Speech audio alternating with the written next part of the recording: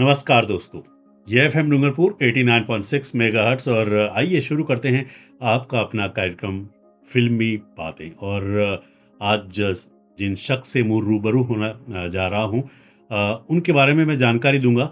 लेकिन होते हैं ना कि अपनी ज़िंदगी में कुछ लोग ऐसे होते हैं कि जो हमेशा आप कहीं न कहीं आपकी ज़िंदगी की किताब में उनका नाम होता है।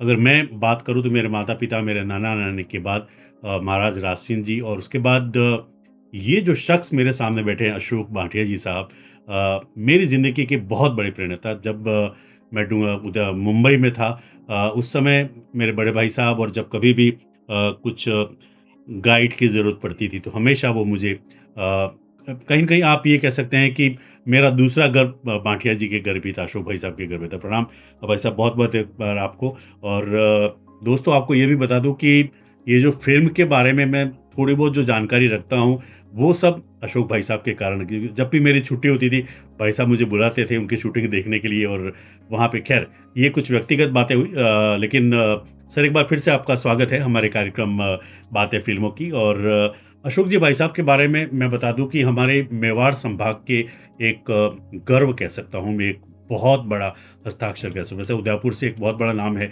गोविंद निहलानी जी, उसके बाद एक भाटी साहब करके भी आर्ट डायरेक्टर हुए। लेकिन पिछले कुछ सालों की अगर हम बात करें तो एक ऐसा नाम है वो है श्री अशोक भाटिया जी जो सतत पिछले 30-40 सालों से लगातार न सिर्फ फ़िल्म इंडस्ट्री, रंगमंच की बात करें, टेलीविज़न की बात करें या फ़िल्मों की बात करें या किसी मीडिया की कोई भी बात करें, एक नाम जो सतत चल रहा है, वो है अशोक जी भाई साहब का नाम। और भाई साहब का जन्म 6 सितंबर 1956 1956 को उदयपुर के एक बहुत बड़े उद्योग परिवार बाँटिया परिवार से होते उदयपुर में बाँटिया परिवार अपने आप में एक बहुत बड़ा नाम है। लेकिन अब आप सोचिए कि एक व्यक्ति जो एक बहुत अच्छे वेल सेटल्ड फैमिली में पैदा हुआ हो, लेकिन अ, जो कला होती है, जो एक्टिंग होती है, उसका कुछ भूत एक अलग ही होता है। तो भाई साहब की स्कूलिंग भी उदयपुर में हुआ, कॉलेज भी शायद आपने बीएन कॉलेज से किया। तो भाई साहब सबसे पहले तो एक बार फिर से आपको प्रणाम और मुझे जहाँ तक याद है आपने शायद ये जो कला की शुरुआत हुई, वहाँ पे जो नाटक हुआ करते थे उदयपुर में, वहाँ से आपकी शुरुआत हुई। तो मैं आपसे पूछना चाहूँगा कि उदयपुर की हम जो यात्रा है उदयपुर से शुरू करेंगे, then will go to Delhi, then will go to Mumbai and then जो भी होगा इस हिसाब से। और भाई साहब जी, सिर्फ़ एक्टर ही नहीं, एक रंगमंच के मंजे हुए कलाकार हैं एक्टर हैं, डायरेक्टर हैं साथ ही साथ बहुत सारी चीज़ें भी उन्होंने प्रोड्यूस की हैं फ़िल्म इंडस्ट्री में, बहुत बड़ी लंबी-चौड़ी कहानी है। भाई साहब उदयपुर से कैसे शुरुआत हुई आपकी एक्टिंग को लेकर? जी, सबसे पहले तो आप सबको नमस्कार डूंगरपुर वासियों को और पूरे देश के लोगों को जी। प्रणाम। अ, राजू भाई बहुत प्रेम करते हैं मुझसे हुँ, और कई वर्षों से हम एक-दूसरे को जानते हैं, पहचानते हैं और बिल्कुल छोटे भाई की तरह अ, हर तरह का संवाद रहा है हमारे साथ, पर्सनली नहीं, फ़िल्म इंडस्ट्री को नहीं नहीं लेके थिएटर वगैरह सारा, सब कुछ कई तरह के संवाद हम लोग करते रहे हैं। अब आज जब ये इंटरव्यू लेने की बात कर रहे हैं तो मैं आपको बता दूं उदयपुर से मैं बिलोंग करता हूं, लेकिन ये जो परिवार के बारे में कहा कि बड़े ही उद्योगपति परिवार, वो बाद में हुआ। जी, जब इनिशियली जब मैं छोटा करीब 5-6 साल का था तो मुझे याद है कि अ, हम लोग हैंड टू माउथ थे। अच्छा, काफी कम पैसा था, जी, पढ़ने की फीस कम थी सबके पास। फिर भी मैं एक ऐसा लकी स्टूडेंट क्या लकी बच्चा रहा परिवार का कि मैं विद्याभवन जैसी स्कूल के अंदर मेरा एडमिशन हुआ। ये ज़रूर है कि मेरे पास बस नहीं थी, मैं पैदल जाता था और सर्दियों में धूप में पैदल चलते थे और जब पेड़ आता था तो दौड़ते थे ताकि ठंड ना लगे। इसी तरह गर्मियों में करते थे। तो विद्यामूल विद्यामूल ने मुझे इतना अच्छा एक ग्रूमिंग दिया। जी, विद्याभवन सिर्फ पढ़ाई नहीं देता है, जी, सिर्फ एजुकेशन नहीं करवाता है। विद्याभवन एक ऐसी इंस्टीट्यूट है जी, जो हम आज थिएटर के अंदर कहते हैं कि पर्सनालिटी डेवलपमेंट की बात करते हैं, वही मेरे को विद्याभवन ने दिया। जी, इनफैक्ट विद्याभवन एक ऐसा इंस्टीट्यूट है जहां मेरे ख्याल से थिएटर की नींव पड़ी है वहां जी, पे। मैं एग्रीकल्चर भी था वहाँ, स्पोर्ट्स भी था वहाँ, पढ़ाई तो होती थी वहाँ, दिन में 45 मिनट का रेस्ट भी था। जी, अपनी थाली धोना, जी, 5 साल या 6 साल की उम्र में अपना ही खाना, अपना टिफिन लाना, अपनी ही थाली धोना और वहाँ पे रेस्ट करना, अपने ही बिस्तर को बिछोना, इस तरह के सारे काम जो थे जी, वो मैंने वहीं सीख ली। जी, और उसका असर मेरे जीवन भर के थिएटर में रहा।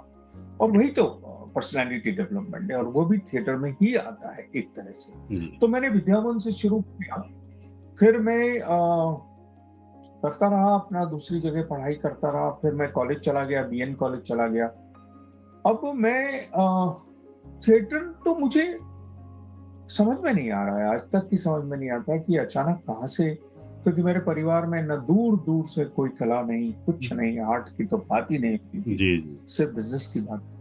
और कहाँ से आया ये, एक मैं अगर रिकॉल करूँ जी, तो मैं ऐसा शौकीन रहा हूँ, सड़क पे कोई जो मदारी लोग होते थे या कोई साइकिल चलाने वाला जो सड़क पे होता था, गाँव में आते थे, जी, उस तरह के लोगों को देखना बहुत पसंद करता था। उस उम्र में मुझे लगता है कि मैं भीड़ के अंदर घुस के और अकेला कई घंटों तक वो बात चीज़ें देखता रहता, कहीं जी, एक और सीख थिएटर की, जी, कहीं एक अंदर बीज था, जी, जो वापस से जो पनप रहा था, कहीं पे दूर कहीं पनप रहा था। जी, और उसी कारण एक, मुझे लगता है कि भारतीय लोक कला मंडल जहाँ है जी, उदयपुर के अंदर, जी, जी, वहाँ जब नाटक होता था तो मैं देखने चला जाता था। जी, एक बात की बात है कि मुझे नाटक देखना था, टिकट था, पैसे थे नहीं, तो मैं कैसे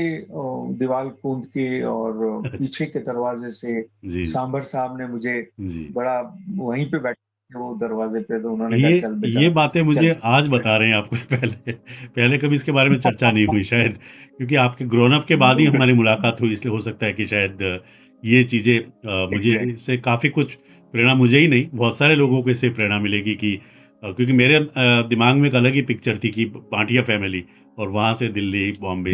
जी, जी भाई बाद में बनी है, जी, बाद में बनी है, जी, बहुत मेहनत करने के बाद जी, भाटिया फैमिली बनी है। जी, इससे पहले तो हम लोग एक्चुअली एक छोटे से 3 कमरे के पंचवटी के घर में रहते थे जी, और कोठारी साहब की बात की, जहाँ आज एक बहुत बड़ा मॉल बना हुआ है। जी, जी, और हम लोग वहाँ रहते 3 कमरों में, कितने 7 भाई थे, 1 बहन थी, दादी थी, माँ-बाप थे और माँ-बाप तो किचन में सोते थे, मुझे ये भी मालूम है। अ, और कुछ 300 रुपए किराया हुआ कर, उस ज़माने के 30 रुपए थे या 300, मेरे को थोड़ा-सा ध्यान नहीं आता है, लेकिन 30 रुपए थे वो। अच्छा, उसका किराया था, उसमें पड़ोसी थे, कुछ सरदार फैमिली थी जो मैं आज भी हमारे मित्र लोगों में से है। जी, एक अनिरुद्ध पुरोहित करके वो फैमिली थी हम, और खूब सारे पेड़ हुआ करते थे। वहीं से हमें पता भी चलता कि अमरूद का पेड़ होता है, जी, ये जी, नींबू का पेड़ होता है, ये आम का पेड़ होता है। इस तरह के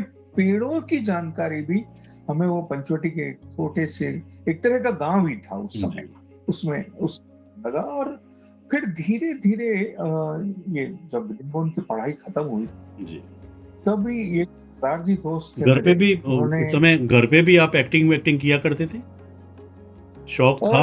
अनिरुद्ध पुरोहित, हाँ, उस समय हुआ ये था कि एक एक बार की बात, ये अंदर बीज तो था ही, जी, जी। ये एक हल्का-सा बीज था, जी, कहाँ से पढ़ रहा था, कैसे पढ़ रहा था, ये नहीं पता था, लेकिन पढ़ रहा था। तो एक बार अनिरुद्ध भी उसी तरह के माहौल से, एक दोनों उसके माता-पिता टीचर थे, जी। और आज वो निम्स में न्यूरोसर्जन का हेड है, बहुत बड़ा डॉक्टर है, अच्छा। बहुत ही मेडिकल प्रोफेशन में बहुत बड़ा नाम कर लिया है।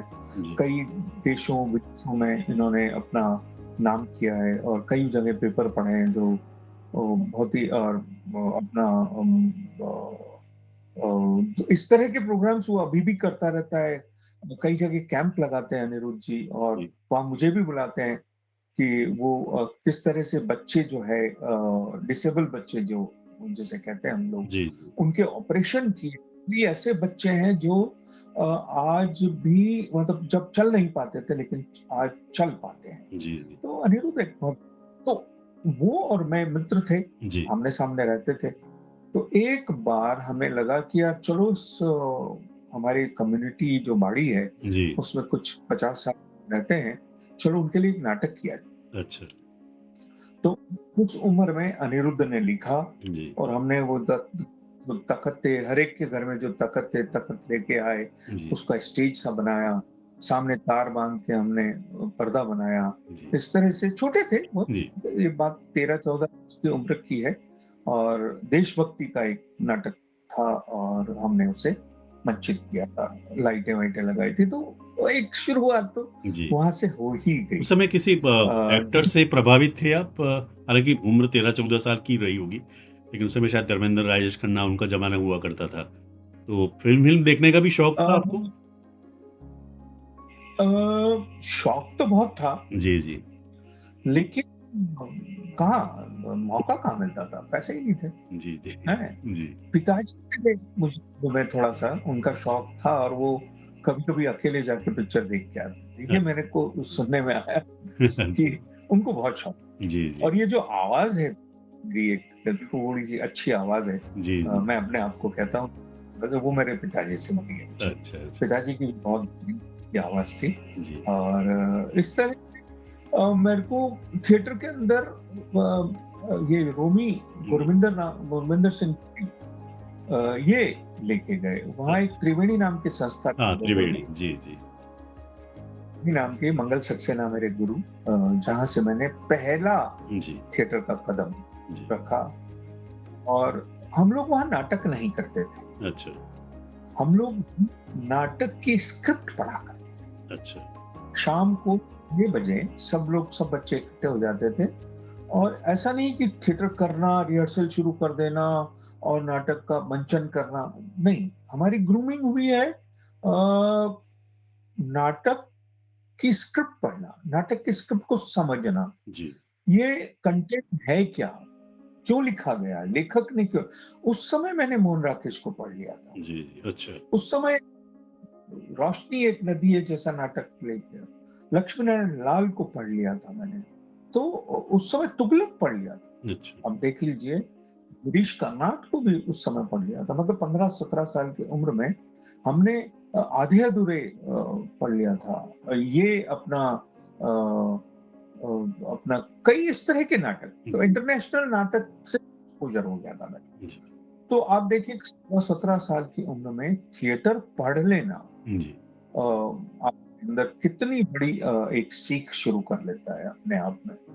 तो वो हम लोग वहाँ शाम को नाटक पढ़ते थे और धीरे-धीरे जी, मंचन की तरफ भी गए और एक पता नहीं पर्सनैलिटी ठीक-ठाक थी, तो ज़्यादातर नाटकों में मेन रोल मुझे मिल जाता था उस अच्छा, समय। अच्छा, मेन रोल मिल जाता था और भारतीय लोक कला मंडल में हम लोग मंच करने लगे थे। ये मेरे परिवार को पसंद नहीं था, अच्छा, बिल्कुल। ये मेजर स्ट्रगल चालू हुआ मेरा। अच्छा, वो चाहते हुए थे इसमें आ जाऊँ, मैं कहीं और जा रहा था। अब ये बहुत ही कठिन समय था मेरा। जी, कई बार तो ये वरांडे में सोना पड़ता था, दरवाज़े बंद हो जाते थे, रात को लेट आता था। अरे बाप रे! कई बार भारतीय लोक सो जाता था। जी, वहीं पे ही दरिया जो रखी होती थी, जी, वही ओढ़ के सो जाते थे और खाना भी हमारे भारतीय लोक कला मंडल के पास में एक दाल बाटी का ढाबा था। जी, वहाँ वो दाल बाटी जो हुआ करती थी वो अपना राख के अंदर बाटी डाल देता था जी, और वो सीख के उसको एक कटोरी में पूरा चूर के उसमें घी और थोड़ी सी दाल और थोड़ा सा अनियन वगैरह डाल के और हमको एक दे देता था। वो तो हम पे दया करता था वो व्यक्ति। भंवर जी उसका उनका जी। तो नाम था, थोड़ा-सा ब मैं आई आपको नहीं रोकना चाहूँगा। उस समय का कोई ऐसा नाटक जो उदयपुर के लिए बहुत चर्चा का विषय बना हो? या वही नाटक इंडिया लेवल पे खेला गया हो? हाँ, उस समय एक बार वो जयपुर से कुछ 3 नाटकों का एक फेस्टिवल आया था। जी, फेस्टिवल था तो वो मैं उस समय तक त्रिवेणी से जुड़ा नहीं था। जी, मैं देखने गया था। देखने गया था तो उसमें इरपिंदर कौर पुरी जो वहाँ की थिएटर करती थी, जी, उदयपुर में ही रहती, वो मेन एक्ट्रेस थी उसकी। और वो नाटक एवं इंद्रजीत जी, नाटक था। मुझे बहुत अच्छा लगा और बहुत उसके बाद तो वो ऑफ कोर्स इंटरनेशनल लेवल तक वो नाटक आगे गया। जी, उसके बाद हमारा जो किया हुआ नाटक था, जी। वो था आधे अधूरे। अच्छा, आदोदरे, आषाढ़ का एक दिन, मोहन राकेश का आषाढ़ का एक दिन, जी, जो भानु भारती ने डायरेक्ट किया, वो भी कमाल का नाटक था। जी, वो भी कमाल का, वो हमने विद्या भवन के ग्राउंड में किया था। जी। और उसका बैकग्राउंड गाँव है, तो उसमें हमने झोपड़ी बनाई थी। अच्छा, झोपड़ी बना के नाटक को, तो वो भानु भारती तो आज भी नाम है उनका, जी, बड़ा नाम है। जी, फिर वो राष्ट्रीय नाट्य विद्यालय में के स्नातक थे और वहाँ से पढ़ के आए थे, तो उन्होंने वो नाटक किया था। और इस तरह से हमको एक्सपोज़र मिलने लगा। जयपुर से कई डायरेक्टर्स आने लगे, अच्छा, राष्ट्रीय नाट्य विद्यालय के आने लगे। उस समय देख लीजिए, तब मंगल सक्सेना का विज़न देखिए। हुँ, उसी कारण आज जितने भी उनके स्टूडेंट्स हैं, जी, पूरे देश के अंदर जहाँ पे भी, वो संस्कार जिसे परिवार में कहते हैं, तो ये परिवार हमारा त्रिवेणी परिवार था, जहाँ मुझे वही संस्कार लेके आज तक मैं नहीं, अभी तक चल रहा हूँ। और किधर कई बार क्या होता है कि जो संस्कार से नहीं होते, जो पकड़ नहीं होती संस्कारों की, जी, तो आप भटक जाते हैं, जी, आप भ्रष्ट हो जाते हैं। और आपके पास मौके बहुत आते जी, हैं भटकने के, भ्रष्ट होने के। आप बम्बई जैसे शहर में आ जाते हैं, जी, आप दिल्ली जैसे शहर में होते हैं, आप चंडीगढ़ जैसे शहर में होते हैं, तो आपको बड़ा एक्सपोज़र मिल जाता है। जी, लेकिन वो पकड़ के वापस वहीं खड़ा कर देते हैं कि भैया ये तेरा काम नहीं है, ये बिगड़ना तेरा काम नहीं है, भ्रष्ट होना तेरा काम नहीं है। तुझे जो संस्कार मिले जी। उसी संस्कारों के साथ चलना। ये और वो आज तक है। जी, संस्कार मतलब हाँ, कहीं न कहीं आप थ्रूआउट आपकी ज़िंदगी में बहुत बड़ा रोल खेला। और वैसे भी हमारे राजस्थान के बहुत। संस्कार और मेवाड़ के संस्कार तो हम सब जानते ही हैं कि अब जी। तो और आपकी मुझे कई पर्सनैलिटी लोग में तो भी मैंने अभी देखा कि जिस तरह से आपने शुरुआत में संघर्ष किया, जितने भावुक हैं आप, लोगों को जिस तरह से हेल्प करते हैं। मुझे भी शुरुआत में कई ब म गोविंद जी से मुलाकात आपके वहाँ उदयपुर में हुई थी या बाद में आप जुड़े उनसे? गोविंद मैं निरानी गोविंद जी। जी पे आऊँगा। जी, जी। और कौन से फिर मैं आर्टिस्ट को आप रिकॉल करना चाहेंगे उदयपुर से, कलाकारों को याद करना उदयपुर में चाहेंगे? तो उदयपुर में कई कलाकार ऐसे रहे हैं जो जी, बहुत बड़ा काम करते रहे। अ, पेंटर पेंटर में से सबसे बड़े तो शैल चोयल, पीएन चोयल बहुत बड़े पेंटर हैं, जी, ये दोनों। थिएटर में यरपिंदर कौर पुरी हैं, जी, वो बहुत बड़ा नाम हो गया उनका और बहुत अच्छा काम कर रही थी। जी। अ, उनका नाटक था खामोश अदालत जारी है, हाँ, जी, जिसमें उन्होंने बहुत वीणारे का रोल किया था एंड जी, शी वाज़ फैबुलस, जी, फैंटास्टिक। उसी के साथ-साथ हमें त्रिवेणी के कई ऐसे कलाकार हैं जिनके जो उन्होंने थिएटर उसके बाद नहीं किया। जी, थिएटर मैं जब ऐसा वक़्त आ गया जी, मेरा जी, कि मैंने नाटक लिए, मैं थोड़ा-सा पान की दुकान पे खड़ा होने लगा था, अच्छा, सिगरेट पीने लगा और डरते हुए कर रहा था, घर से डरता था, जी, जी, वही संस्कारों से भी जी, घर से भी डर रहा था। लेकिन जो होता है ना एक जवानी, यंग एज का, कि भैया मैं तो एक्टर बन गया हूँ हुँ, और पहचानने लगा था, अखबारों में नाम आने लगा था। जी, तो मेरे को लगा कि चलो, अरे बन गया मेरा काम, हाँ, हो गया, मैं तो जी, बिल्कुल तैयार हूँ। जी, अब मैं सिगरेट पी सकता हूँ, अब मैं पान की दुकान पे खड़ा होके ठहाके लगा सकता हूँ। वो वाले दिन आने लगे। जी, लेकिन उसी के साथ-साथ ऊपर वाले का आशीर्वाद है जी, कि ये भी था कि मैं प्रेगनेंसी पे आ गया था। अच्छा, मैं उसके आगे कहीं ग्रो नहीं कर रहा, जी, बिल्कुल ग्रोथ नहीं हो रही थी मेरी, वहीं अटक गया था। जो सीखा था, वही उसके आस-पास ही चल रहा था। जी, तब मुझे लगा मुझे यहाँ से आगे कहाँ जाना है। और मैंने फिर रिसर्च शुरू की, मैंने कहा कहाँ जाना चाहिए, तो मुझे पता चला राष्ट्रीय नाट्य विद्यालय एक जगह है, जहाँ जा सकते हैं। तब मैंने राष्ट्रीय नाट्य विद्यालय का फॉर्म भरा और मुझे कॉल आने वाली थी, उससे पहले विलास जानवे मेरे एक मित्र हैं, वो चंडीगढ़ उदयपुर के ही थे, बहुत बड़े कलाकार हैं, माइम के बहुत बढ़िया आर्टिस्ट हैं, पपेट्री के बहुत बड़े आर्टिस्ट हैं।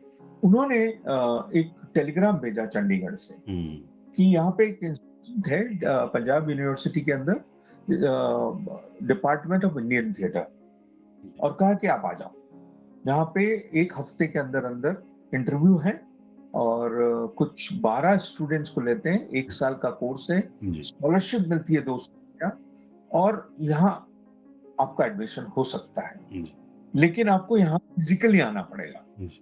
अब मैं फिजिकल अपने परिवार को कैसे बताऊं कि मेरे को जाना है, और ये दैट वाज द डे मैंने अपना शहर छोड़ा।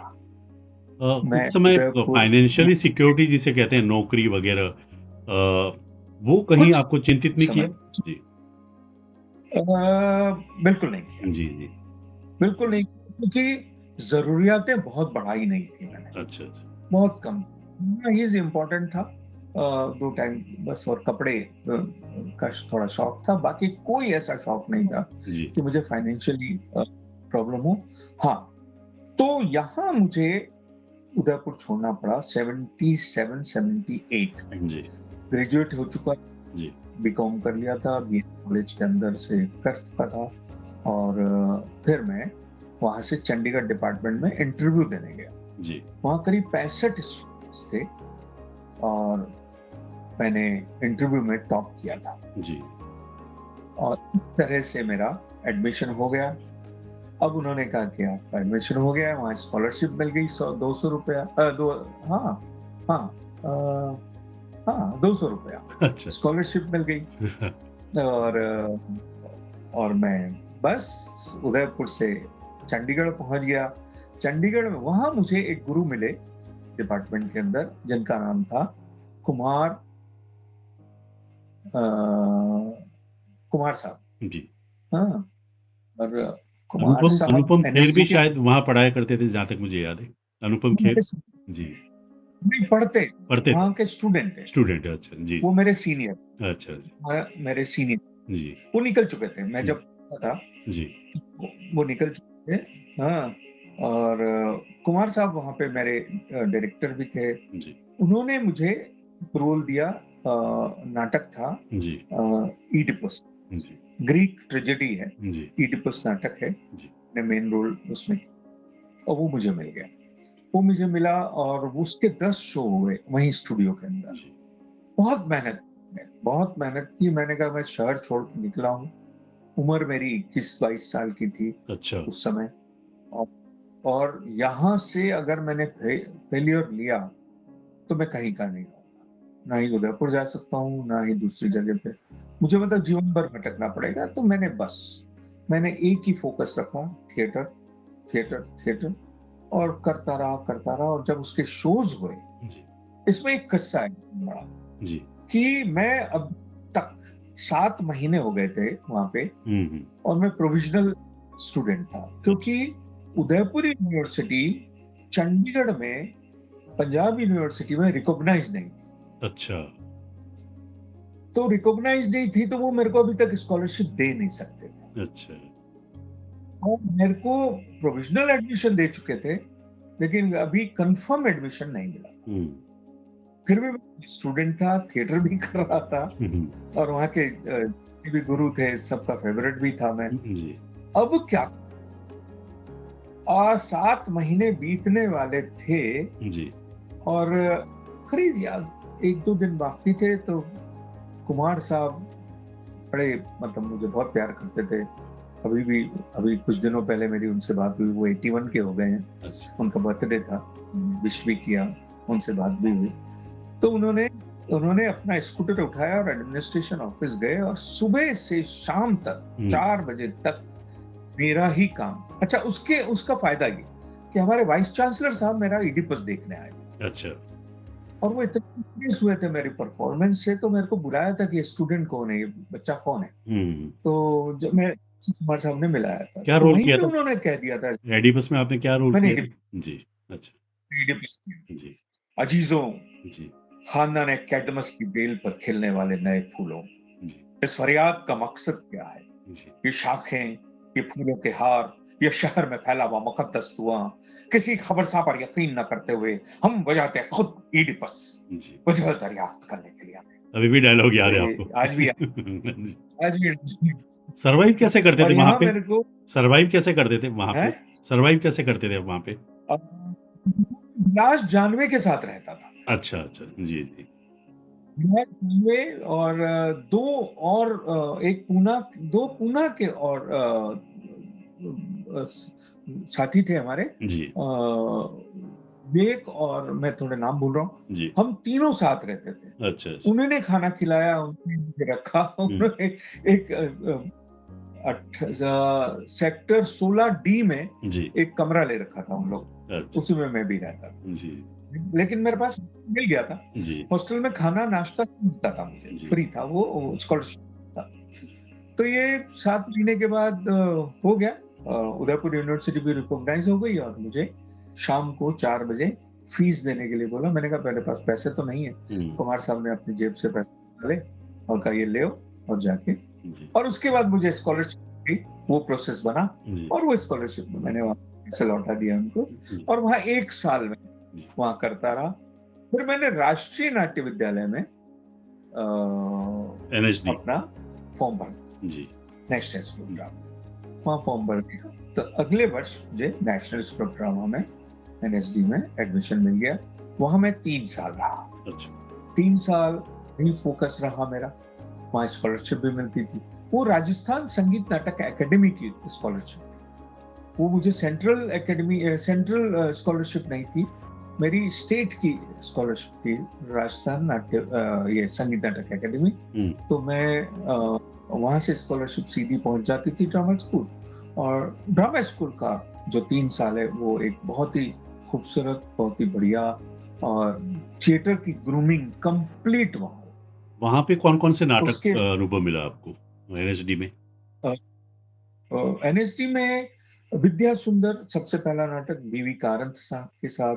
अच्छा, मैंने फॉरेन के डायरेक्टर्स फ्रिट्ज बेनिविट्स जर्मन से आए थे, जी, उनके साथ मैंने किया था मिडसमर नाइट्स ड्रीम। ये ऑस्ट्रेलिया से आए थे जॉन क्लार्क, उनके साथ किया था मैंने थॉर्नटन वाइल्डर्स का स्किन ऑफ आवर टीथ। उस तरह से हमेशा हर साल में 2 या 3 में नाटकों में मेन रोल करता था जी, और मैं ही एक बहुत लकी स्टूडेंट रहा कि ज़्यादा से ज़्यादा नाटकों में मैंने पार्टिसिपेट किया था नेशनल स्कूल ड्रामा में। तो वो 3 साल बीतने के पहले जी, मैंने ऑस्ट्रेलिया में जॉन क्लार्क से कहा जी, कि क्या मैं ऑस्ट्रेलिया जा सकता हूँ? तो उन्होंने कहा कि या एक्सचेंज स्टूडेंट के भांति जी, वहाँ पे एक प्रोविज़न था। तो मैंने फॉर्म भर दिया कुछ जब मैं पास हो रहा था ड्रामा स्कूल से, तो मुझे ऑस्ट्रेलिया जाने का मौका मिल गया। एनएसडी उन्होंने का मुझे अनुभव एडमिशन दे। एनएसडी का अनुभव आपकी पूरी करियर में कितना हेल्पफुल रहा और ऐसे कौन से समकक्ष कलाकार रहे जो बाद में आपके साथ फ़िल्म इंडस्ट्री में जुड़े? या कुछ यादें एनएसडी की खास? एनएसडी एक ऐसी इंस्टीट्यूशन है, जी, वहाँ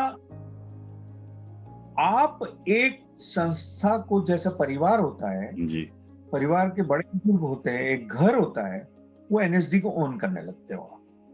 तो आप घर में रह रहे हो।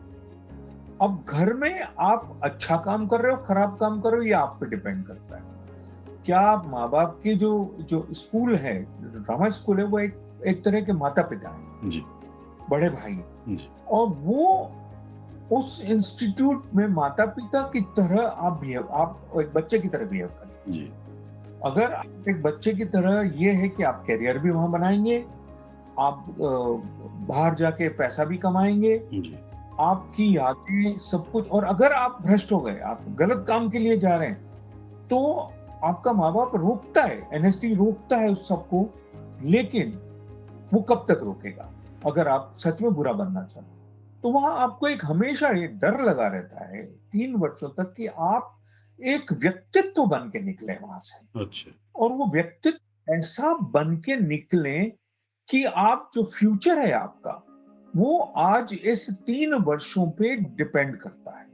और अगर आपने वो 3 वर्ष इस्तेमाल किए सही ढंग से ग्रूमिंग ली, और वो खुद आप खुद कर रहे हो, खुद कर रहे हो, आप खुद सीख रहे हो, आप खुद समझ रहे हो कि आप ग्रूमिंग कर रहे हो या नहीं कर रहे हो, आप गलत कर रहे हो या नहीं कर रहे हो, ये सब आपको, मतलब ये डिसीजन खुद आपके दिमाग में चलते ही रहते हैं, और एक एनएसडी आपके ऊपर वरद हस्त की तरह काम करता है।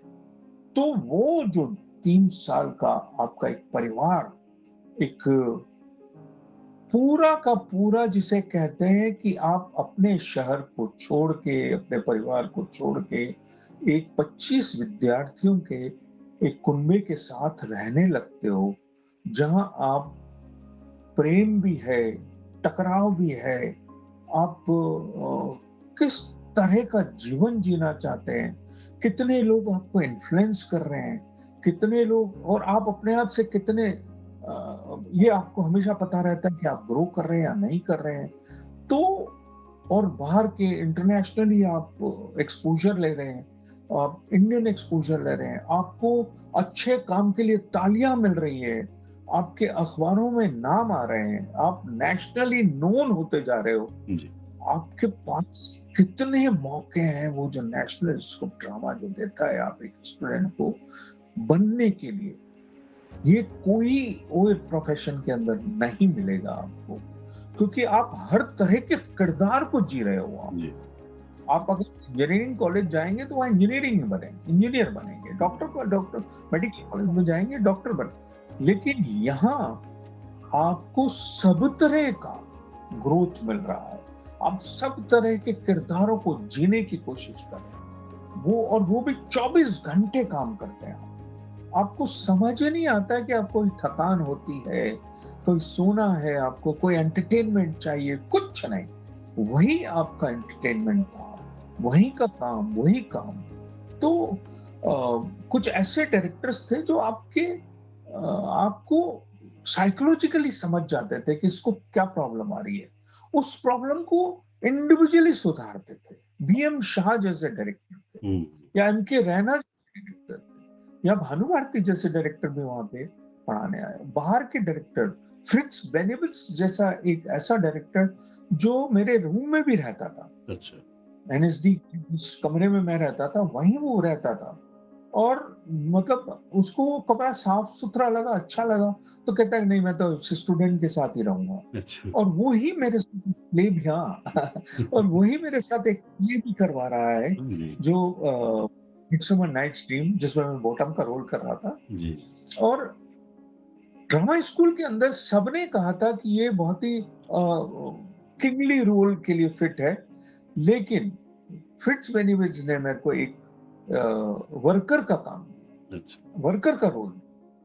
उसने मेरे को पहचाना, उसने कहा कि नहीं, अशोक जो है बेसिकली वर्कर है, अच्छा। ये चाहे इस तरह के अटायर में रहता है, बड़े उस तरह की बॉडी लैंग्वेज है उसकी, लेकिन बेसिकली ये वर्कर है, और उसने मुझे वो बोल दिया। तो आपका ऑब्जर्वेशन भी देखिए कितना खूबसूरत ऑब्जर्वेशन है। तो आप, अच्छा, आप ट्रस्ट करते हैं, राष्ट्रीय नाट्य विद्यालय के हर गुरु पे ट्रस्ट करते हैं, राष्ट्रीय नाट्य विद्यालय के स्टाफ पे ट्रस्ट करते हैं, क्योंकि वही आपका परिवार है, वही परिवार है। अगर आपने उनके ऊपर ट्रस्ट नहीं किया, उनका ट्रस्ट आपने नहीं लिया, तो आप नहीं ग्रो कर पाते हैं वहां पे। तो जो 24 घंटे 3 साल तक एक परिवार के अंदर ही है, आप जैसे परिवार में रहते हैं आप, वैसे वैसे राष्ट्रीय नाट्य विद्यालय 3 साल के लिए आपका एक परिवार बन जाता है, और वहाँ के सब विद्यार्थी आपके ब्रदर सिस्टर, पति पत्नी, ये वो सब कुछ होते हैं वहाँ। तो वो जो ड्रामा स्कूल की यादें हैं, वो कमजोर नहीं, वो ही यादें हैं जिसने, और वो आगे जाके आपको पूरा जीवन को आगे बनाती है। उदयपुर जी। से चंडीगढ़ गए, चंडीगढ़ से दिल्ली, और जैसा कि आपने बताया कि शुरुआत में आपके परिवार वाले ये सब चीज़ें नहीं चाहते थे, तो वापस जुड़ा हुआ परिवार से, या फिर आप अपनी अलग ही दुनिया में रहे? वो नहीं मेरा बहुत जुड़ाव हो गया और अच्छा। बहुत अच्छा जुड़ाव था। जी, कोई ऐसी दुश्मनी तो थी नहीं, और जब आपके परिवार के को पता लग जाता है कि ये गलत रास्ते पे नहीं है, सही रास्ते पे है। जी, अब तो ये हो गया था कि अखबार, मुझे याद है, जी, अगर अखबार में नाम आता था तो मेरे पिताजी उस ज़माने में कैसेट लेते थे, और कैसेट में वो जो आर्टिकल है, जी, जी। वो पढ़ के रिकॉर्ड। तो आज भी उनके पास, मतलब उनकी मृत्यु हो गई है, लेकिन वो कैसेट्स 300-400 कैसेट्स ओह! आज भी है, जिसमें आर्टिकल उनके उनके उन्होंने रिकॉर्ड कर रखे हैं। मतलब उनकी आवाज़ का तो वो वो कहीं न कहीं आर्टिकल, था कि मेरी आवाज़ हाँ, वो जी, अखबार में जो जी, वो सब पूरा पूरा रिकॉर्ड करते थे वो। जी, अखबार में पढ़ते थे, क्योंकि मेरा नाम आता था उसमें। जी, जी। हैं, अशोक ने ये परफ़ॉर्मेंस बहुत अच्छी की है, तो वो बड़े प्रेम से वो रिकॉर्ड करते, वो रिकॉर्डिंग आज भी हमारे पास है, अच्छा, वो अच्छा। 300-400 कैसेट्स मेरे पास भी है। जी, तो फिर तो पर तो बहुत ही प्रेम करने लगे, परिवार में जाना-आना था, बहुत जाता था मैं वहाँ पे। ऑस्ट्रेलिया जब गया था तो मैं उदयपुर से ही गया था। जी, जी। मुझे सब लोग, पूरा परिवार मुझे छोड़ने आया था एयरपोर्ट पे। तो उसके बाद तो, और ऑस्ट्रेलिया 1 साल मेरा अच्छा, वहाँ पे national institute dramatic art Sydney, अच्छा। ऑस्ट्रेलिया। वहाँ वहाँ मैं पढ़ाने गया, अच्छा, वहाँ पढ़ाने गए थे आप? स्कॉलरशिप पे भी था। अच्छा, वहाँ पढ़ाने गए थे? पढ़ने गया, पढ़ने गए, जी, पढ़ने जी, पढ़ने गया था। जी। वहाँ पढ़ने गया था, 1 साल वहाँ पे डिप्लोमा था, हुँ, और मैंने वहाँ पे शेक्सपियर किया, जी, और इब्सन किया, और फिर मुझे वहाँ 1 साल बीत रहा था, तो एक सीरीज़ मिली है, जी, जिसका नाम है बॉडीलैंड। जी। उससे तो पहले वो भी थोड़ा-सा एक, मैं रुकूँगा आपको।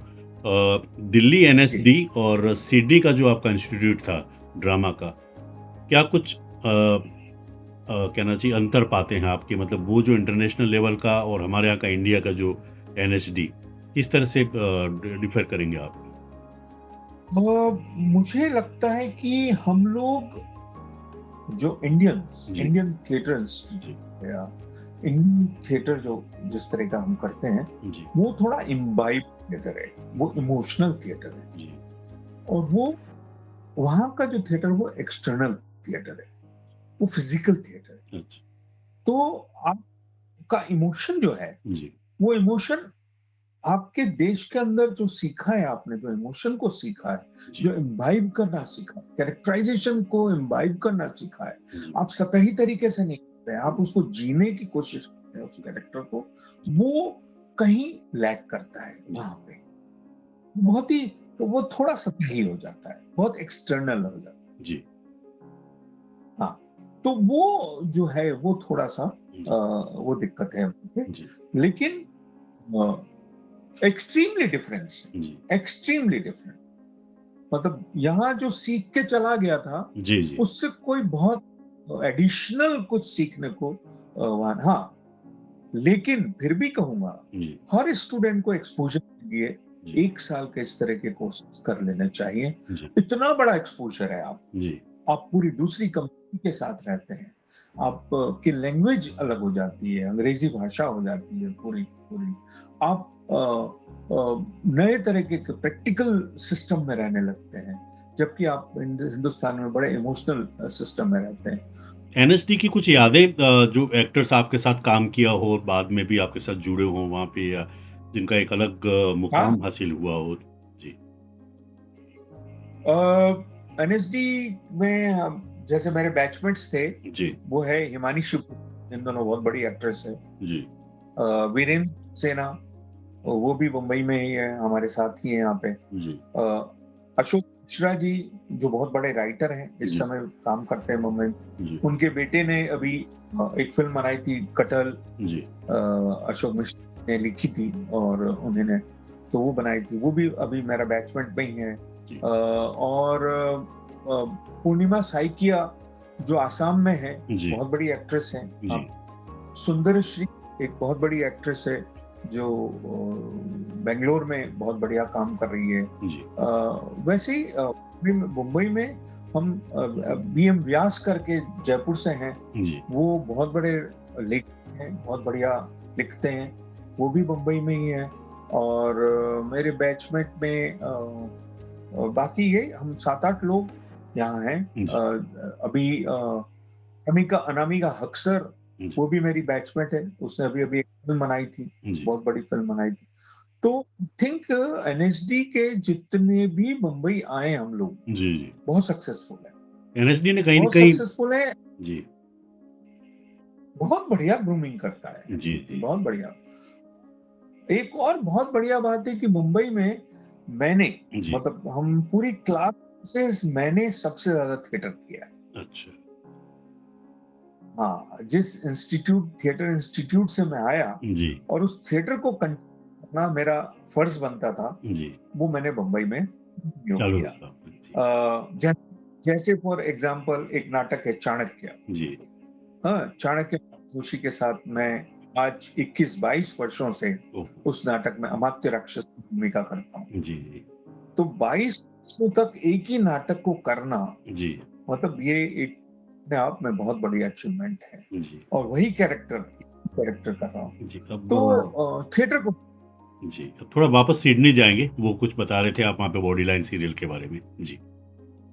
हाँ, तो बॉडी लाइन की सीरीज़ में ये हुआ था कि हम लोग मुझे पता नहीं था, 6 दिन बाकी थे वापस लौटने के हुँ, हुँ। और मेरे एक बॉक्स में एक लेटर मिला कि एक प्रोडक्शन हाउस है यहाँ पे, कैनेडी मिलर। जी।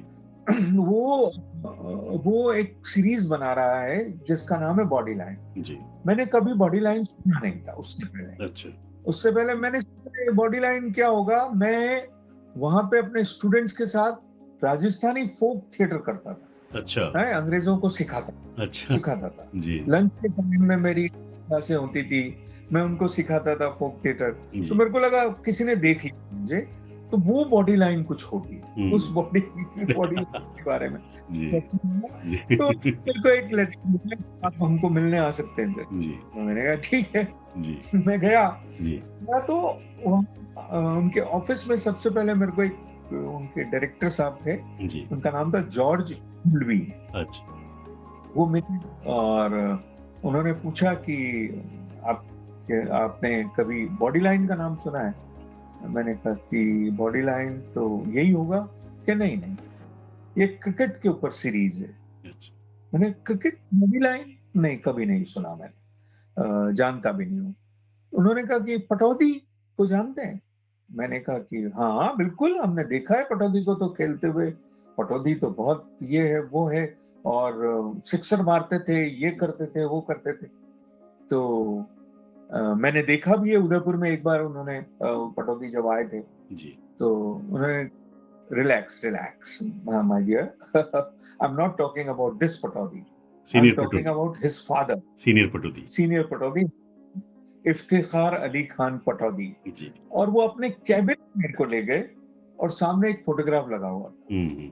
कि दिस इज पटौदी। जी। मैंने कहा ओह, मैंने आई हैवंट हर्ड अबाउट जी। Him and never never seen him before, never heard about. तब उन्होंने मुझे बताया कि 1932-33 में जी। जब एशेज सीरीज थी, जी। जो आज भी है जी। ऑस्ट्रेलिया और इंग्लैंड के बीच जी। में, तब इफ्तिखार अली खान पटौदी इंग्लैंड के लिए खेले थे। जी। तो मैंने कहा अच्छा। फिर उन्होंने उनके बारे में जानकारी देनी शुरू की कि इफ्तिखार अली खान पटौदी कौन थे, क्या थे और हम चाहते हैं कि आप वो कैरेक्टर करें। मैंने कहा ठीक है। तो उन्होंने मुझे एक स्क्रिप्ट दी। स्क्रिप्ट दी कहते 2 दिन है आपके पास, तो आप ये 2 दिन में इस स्क्रिप्ट को बढ़िया। कंठस्थ करें, सीन तैयार करके आएँ।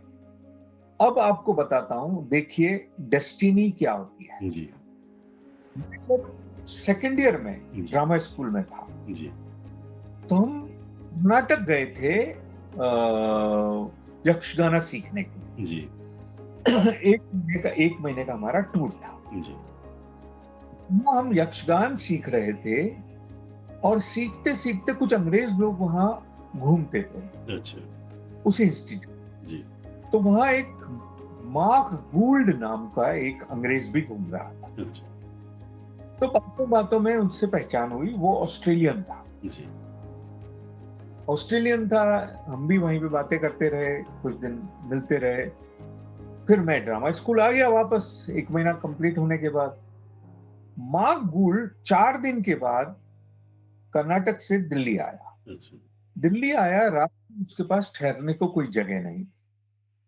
तो मार्क ने मुझे फ़ोन पे बताया कि मेरे पास जगह नहीं है, क्या मैं हॉस्टल में आके सो सकता हूँ 1 रात के लिए?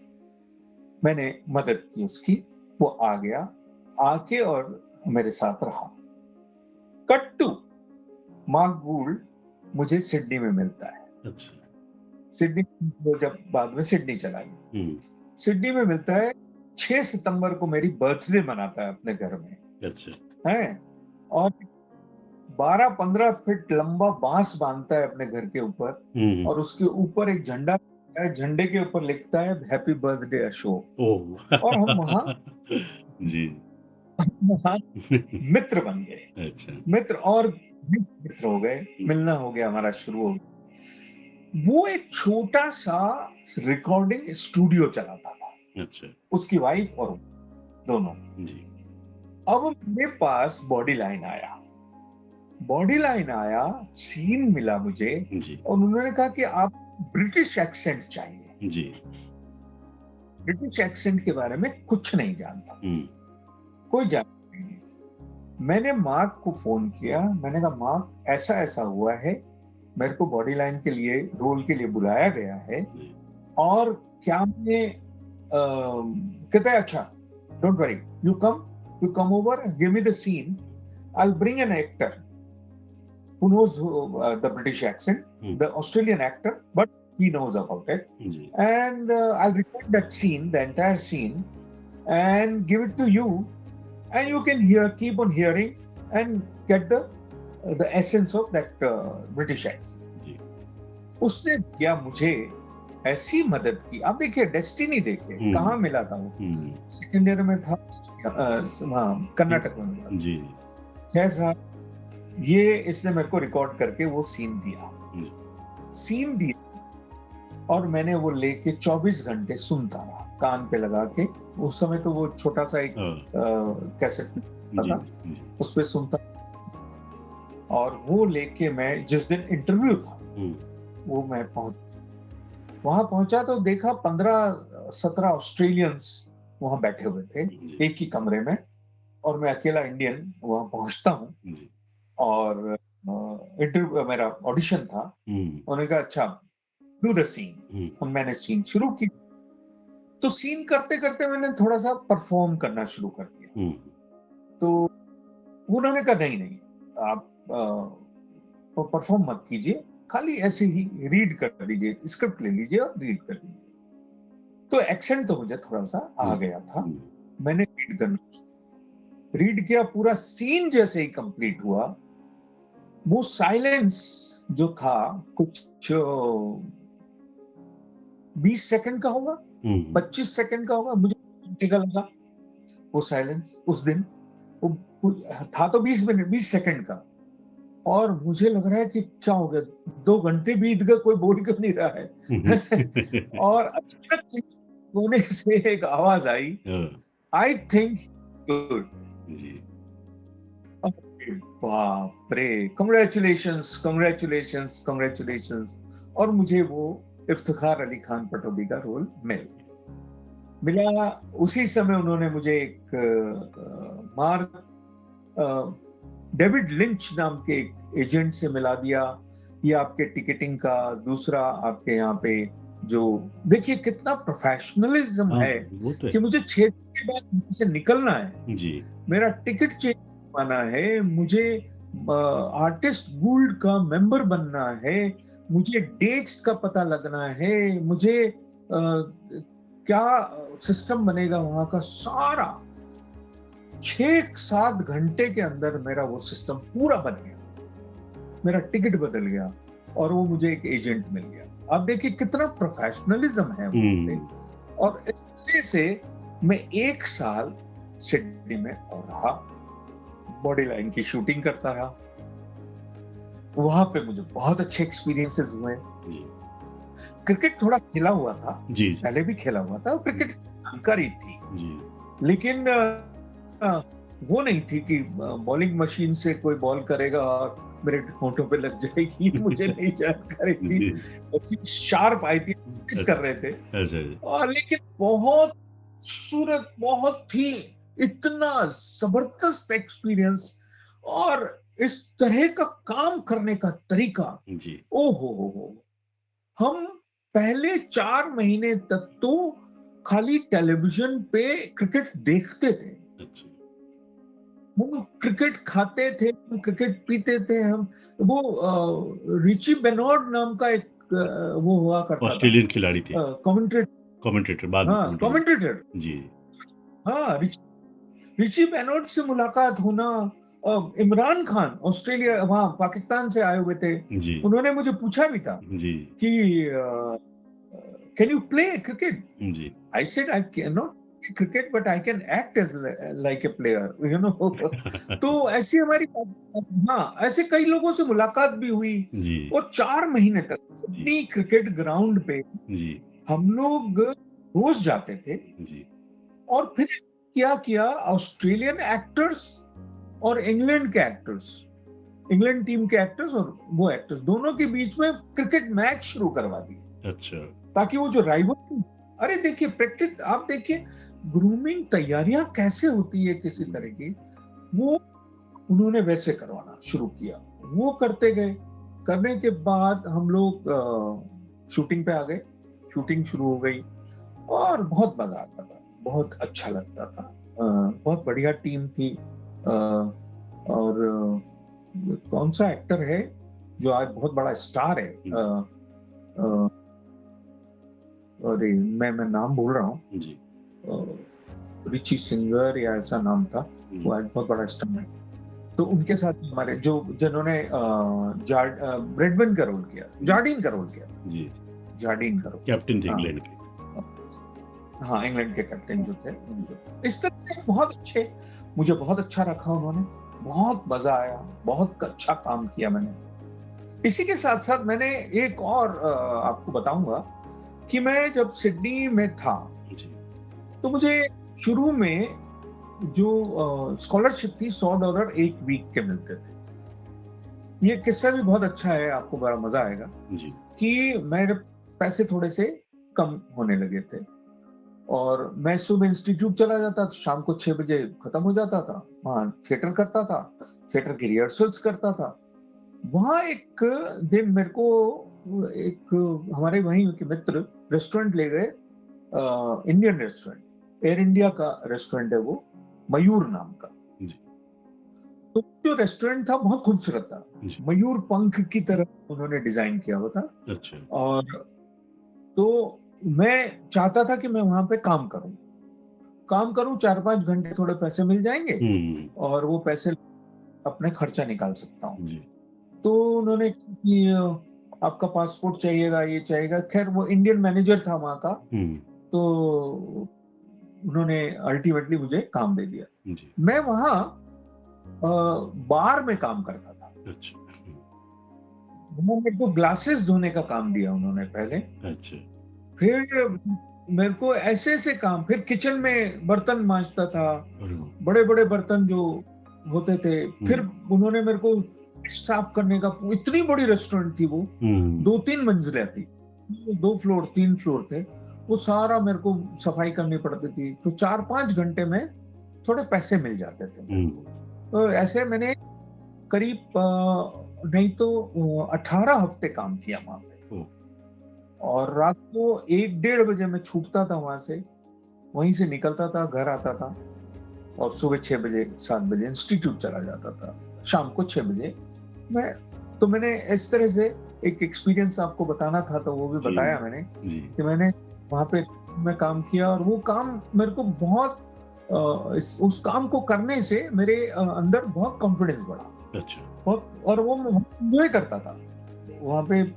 मैं वेटर भी बना, वेटर सर्व करते हुए, खाना सर्व करते हुए बड़ा मजा आता था, बहुत अच्छा लगता था।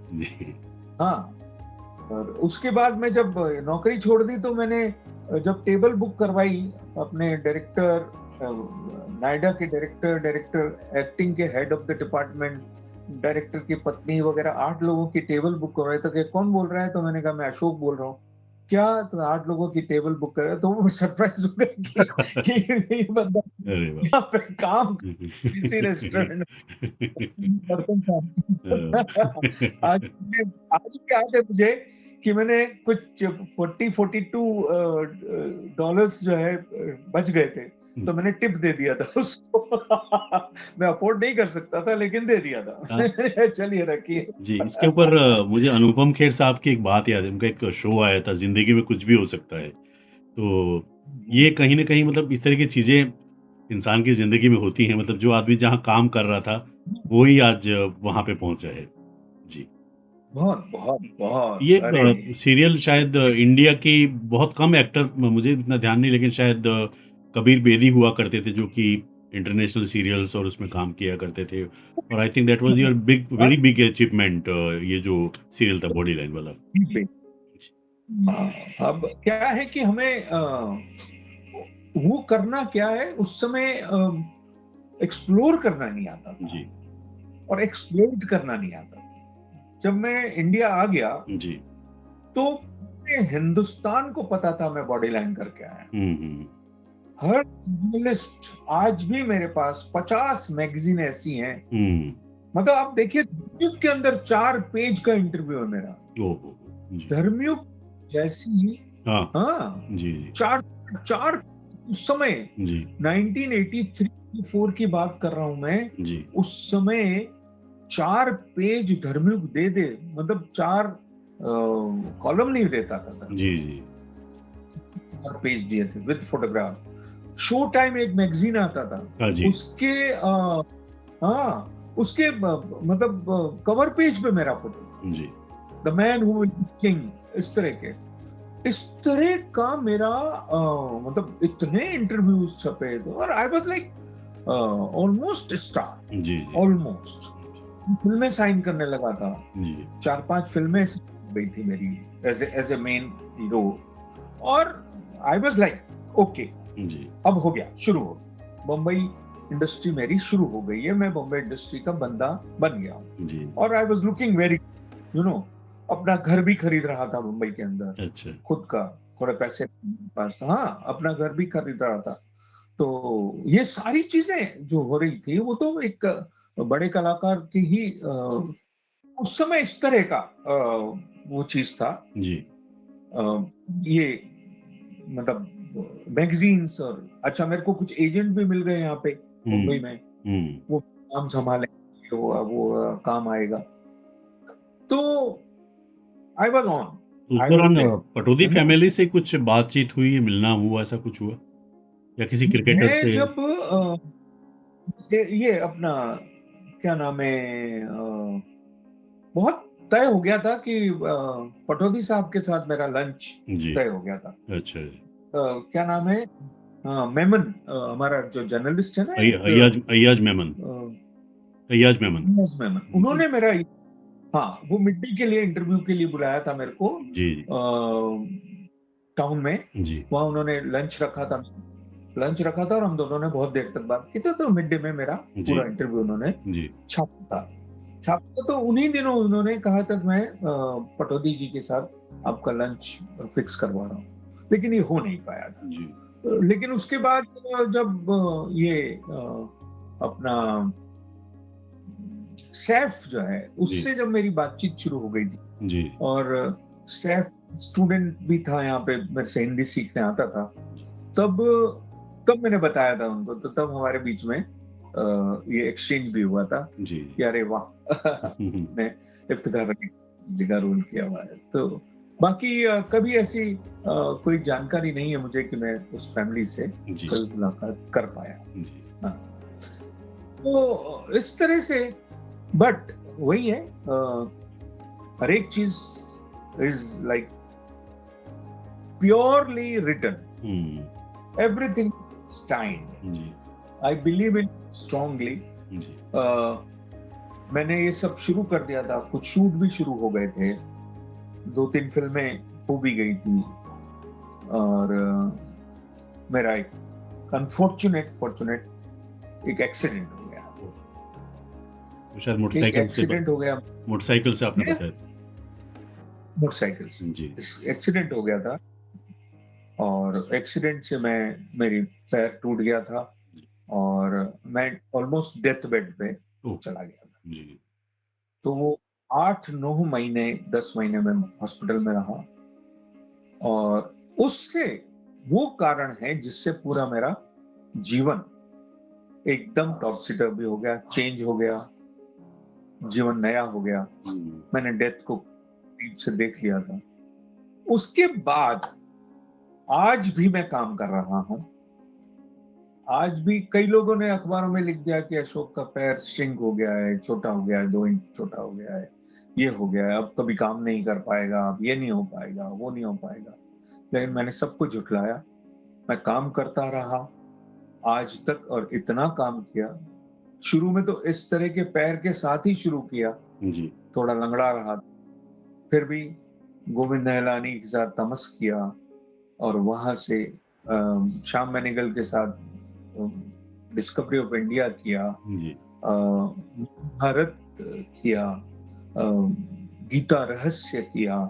उस तरह के आप मेरे को अनगिनत सीरियल्स मैंने किए जी। जो आज तक चलते हैं, जी। आज तक करता रहता।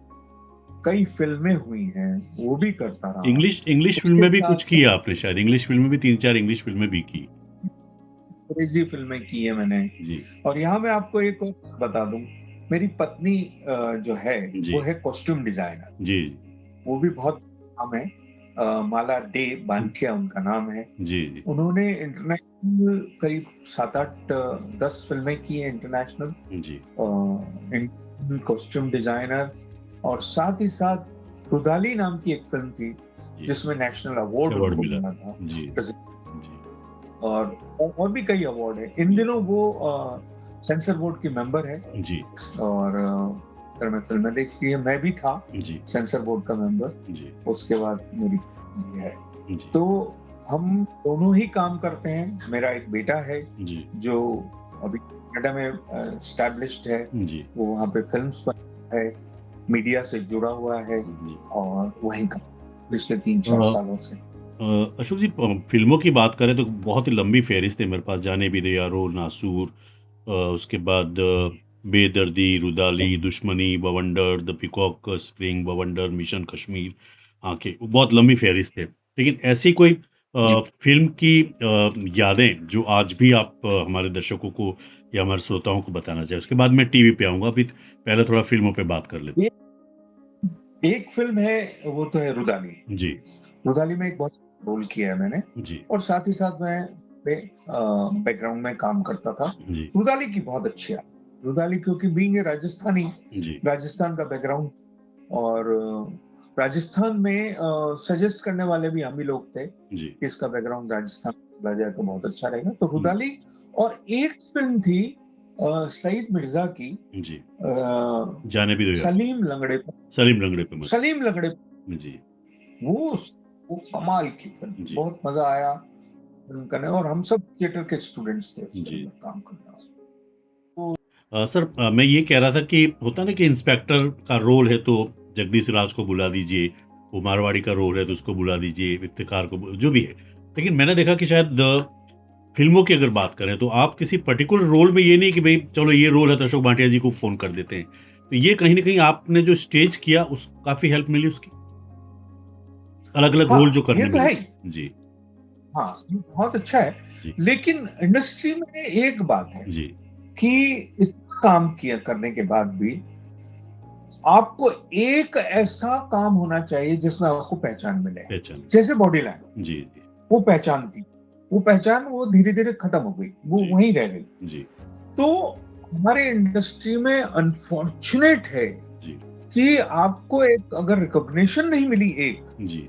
आप 50 एक्टर उठा के नाम उठा लीजिए, वो एक रिकॉग्निशन पे आज तक जीवित है। जी। आज तक काम करते रहते हैं और उनको पहचानते हैं लोग। हुँ। मेरे साथ भी नहीं हुआ। जी। मेरे साथ एक भी ऐसा कोई कैरेक्टर नहीं आया। हुँ। बहुत अच्छे-अच्छे रोल आए, जी। बहुत अच्छे-अच्छे रोल की, जी। लेकिन रिकॉग्निशन वाला जो रोल था, जी। वो जो एक छाप छोड़ देता है, सारे देश को नाम पता चल जाता है, हुँ, हुँ। सारी ऑडियंस को पता, सारे फैंस आने लगते हैं, वो वाला कभी नहीं आया। जी, इसलिए मेरा कोई ऐसा पर्टिकुलर कैरेक्टर नहीं बना। जी, जी, मेरे लिए काम इम्पोर्टेंट हो गया, सर्वाइवल इम्पोर्टेंट हो गया, जी, बनिस्बत की एक बड़ा एक्टर बनना या बड़े स्टार की तरफ जाना। जी, वो कभी मैंने सोचा ना हुआ कभी जी, मेरे साथ। जी, तो एक अच्छी बात भी है, और आप इसको, मैं तो अच्छा ही लेता हूँ, जी, अच्छा ही, अच्छी बात है। जी। अब थोड़ी-सी टीवी सीरियल्स की बात करते हैं। कैसे वैसे शुरुआत आपने टीवी के साथ ही की थी, बॉडी लाइन जो इंटरनेशनल सीरियल थी उसके साथ में। उसके बाद कहाँ से कैसे जुड़े? क्योंकि शायद बीच में आप असिस्टेंट ओ, डायरेक्टर भी थे, गोविंद जी के साथ में। हाँ हाँ, जी, ये के साथ स्टंट भी था। जी, क्या हुआ, उन दिनों आया था मैं ऑस्ट्रेलिया से, तो गोविंद जी के साथ कुछ असिस्टेंट की कमी थी। जी, तो उन्होंने मुझे पूछा हो गया, तो मैंने कहा बिल्कुल करूंगा। और वो मतलब कहना चाहिए कि फिल्म के या टेलीविजन के या फिल्म एक्टिंग के पहले गुरु है मेरे, जी, हैं उन्हीं। बॉडी लाइन तो करके आया था, जी, लेकिन यहाँ जो हिंदुस्तान में जो सीखा, हुँ, जो कुछ अ, समझ पैदा हुई फिल्म की, जी, फिल्म के कैमरे की, जी। वो गोविंद जी के साथ काम करने से, वो मैंने उनके साथ करीब 4.5 साल काम किया। ओहो! अच्छा, तमस और के एक साथ। आघात नाम की, हाँ आघात थी पहले, जी, तमस से पहले आघात नाम की फिल्म थी। और दूसरा ये जी, अ, आघात थी यूट्यूब पे, जी, मुंबई इंडियंस पे एक फिल्म थी। जी, बहुत खूबसूरत, जिसमें के रैना थे, हुँ, और साउथ के एक्टर थे गोपी, और अमरीश पुरी साहब थे। ऐसे कई एक्टर्स थे। वो बहुत ही खूबसूरत फिल्म थी। और उसके बाद तमस कंटिन्यू किया मैंने। तमस जी, तमस में मैं करीब 2 ढाई डे वन से हुँ, जुड़ा रहा। जी, उस रोल भी किया मैंने। जहूर बख्श नाम का एक कैरेक्टर था, जी, वो मैंने किया तमस के अंदर। और कास्टिंग में मैंने बहुत मदद की थी। जी, तमस की कास्टिंग मैं गोविंद जी के साथ मदद करता रहा, और डे एंड तक मैं तमस में जुड़ा रहा। जी, और उसके बाद एक्टिंग तो कंटिन्यू करता ही रहा। जी, ऐसा नहीं रहा। मैंने मंजुल सिन्हा के साथ काम किया। फिर मैंने महाभारत में बहुत कृत बढ़िया वर्मा का रोल किया था। कृतवर्मा कृतवर्मा का रोल। कैसा और उसके कैसा रहा बाद एक्सपीरियंस? तब महाभारत तो आज बहुत बड़ी ऐतिहासिक कह सकते हैं, पता नहीं आने वाले कई सालों तक इसे याद किया जाएगा। वो अनुभव कैसा रहा वो बी आर चोपड़ा का और रवि चोपड़ा बहुत जी का?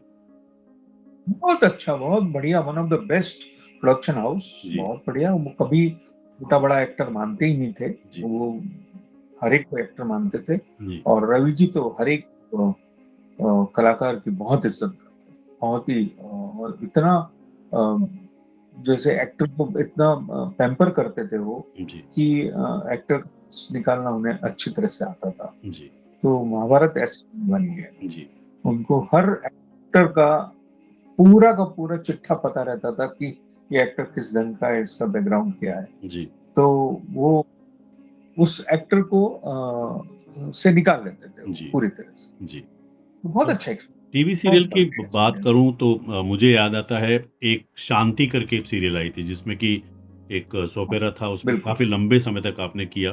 परंपरा करके था, उसके बहुत बाद बालिका वधू में बहुत इम्पोर्टेंट रोल था आपका। ये 2 सीरियल बहुत बालिका वधू अच्छा। और शांति के बारे में थोड़ी जानकारी दीजिए?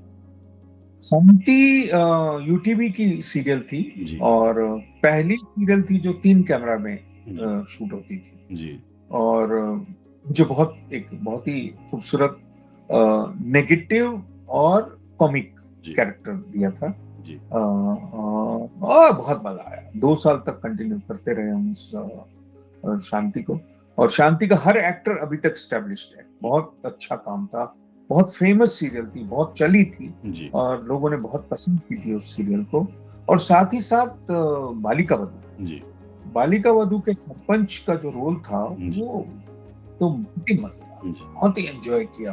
और लगता था कि मैं राजस्थान पहुंच गया, और जोधपुर में हम शूटिंग करते थे। जी, हाँ, जी, तो जैसे ही वो अटायर पहनता था, हुँ, धोती और कमीज और बंडी पहनता था, तो लगता था कि वाह। उधर है, और चला गया। साफा बांधना पड़ता जी, राजस्थानी, अरे बिल्कुल उस कैरेक्टर को तो इतना खूबसूरत तरीके से मजा आया जी, उसको करने में, और उसमें कुछ कभी-कभी मैं अपनी भाषा जी, के कुछ शब्द डाल देता था, जी, और तो डायरेक्टर उसको पसंद भी करता था कि हाँ, ये तो बहुत अच्छे शब्द है, ये अच्छे शब्द है। तो इस तरह से लेके वो कैरेक्टर बहुत अच्छा था। हाँ, ये है कि उसको मुंबई आने के बाद जब वो सीरियल मुंबई आ गया तो वो आगे बढ़ नहीं पाया, नहीं तो जी, बहुत आगे भी बढ़ता उसका, बहुत अच्छा था। तो ऐसे ये दोनों सीरियल, तमस में बहुत एंजॉय किया मैंने, बहुत अच्छा। जी, और discovery of India Shyam Benegal के साथ करीब 26 एपिसोड में मैंने काम किया है, जी, अलग अलग किरदार, अलग अलग कैरेक्टर्स किए हैं, वो भी बहुत मजा आया। अब जाके मैंने टेलीविजन कम कर दिया, ना के बराबर कर दिया है, जी, क्योंकि इसमें अ, आपको रोल से ज्यादा रेस्पेक्ट की आवश्यकता होती है। अच्छा, आपने जितना काम किया है, और अभी सतही प्रोफेशनलिज्म जो इंडस्ट्री में आ गया है, जी, जो सतही जी, है प्रोफेशनलिज्म, लेकिन डेप्थ वाला प्रोफेशनलिज्म नहीं है, जी, जो बहुत ही लो प्रोफेशनलिज्म है। उसमें हर व्यक्ति इंडिविजुअल हो गया है। तो वो जो एक एक बेस में घुसने की, सबको एक साथ जोड़ के रखने वाली बात थी, हुँ, वो खत्म हो गई है। हुँ, एक दिन रोहिणी हट्टंगडी जी से बात कर रहा था, तो कहता है कि मैं एक मेकअप रूम में बैठी हुई थी, और एक यंग लड़का आया जिसको ना मैं पहचानती हूँ ना बात की कभी, आते ही और उठा के बैग फेंक दिया बेड पे, वहाँ बिस्तर पे, सोफे पे, ओह! और मैं यहाँ बैठा हूँ तो देख भी नहीं रहा है। और तो कहते हैं कि बिल्कुल वो जो एक बेसिक रेस्पेक्ट होती थी, वो अब नहीं होती है। जी, वो ठीक है, ट्रांजिशन फेज होता है हर चीज का, जी, जी, हर चीज बदलती, फिर वापस सही होती है, फिर वापस ट्रांजिशन आता है। तो मैं हर एक चीज को मैं बुरा नहीं मानता, इसमें कोई डेलिब्रेट भी नहीं करता है, ये ट्रांजिशन होता है, जी, कोई भी चीज का ट्रांजिशन होता है, और वो ट्रांजिशन खत्म भी हो जाता है, जी, क्योंकि जब आपके पास बेस करेक्ट है, आपका स्ट्रांग है बेस, तो वो वापस आता ही आता है, हुँ, चाहे दुनिया इधर की उधर, और आप एक्सप्लोर करने के लिए ट्रांजिशन लाते हैं, जी, और वो एक्सप्लोर हो रहा है, जी, हमारे देश में एक्सप्लोर हो रहा है, हमारी पॉलिटिक्स में एक्सप्लोर हो रहा है, हमारी इकोनॉमिक्स में एक्सप्लोर हो रहा है, सारे ट्रांजिशन चल रहे हैं इस समय, पूरा देश ही ट्रांजिशन फेज में चल रहा जी, है ना, जी, एक्सप्लोर हो रही है, चीजें बहुत नई हो रही हैं, नई तरीके से हो रही है, कोई बुरा मानता है उसको, कोई अच्छा मानता है, कोई, लेकिन कोई पकड़ में नहीं आ रहा है कोई जी, एट द मोमेंट।